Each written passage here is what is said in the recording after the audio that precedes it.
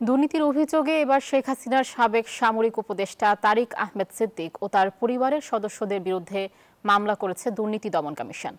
বিকেলে দুদকের নিয়মিত ব্রিফিংয়ে এ তথ্য জানান সংস্থাটির মহাপরিচালক আক্তার হোসেন।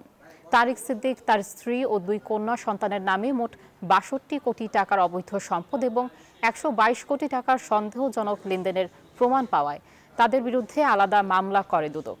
সংস্থাটির মহাপরিচালক জানান, অভিযুক্তদের নামে দেশে ও দেশের বাইরে আরও সম্পদের তথ্য পাওয়া গেছে।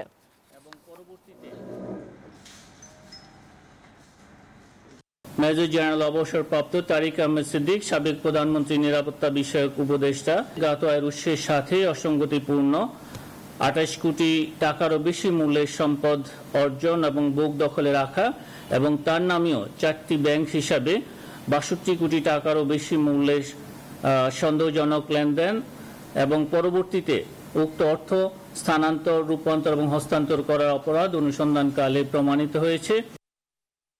বান্ডেল থাকলে প্রতি সেনমানিতে টাকা বাঁচবে। বিকাশ সেনমানি বান্ডেল কিনে জিতুন প্রতি লেনদেনে।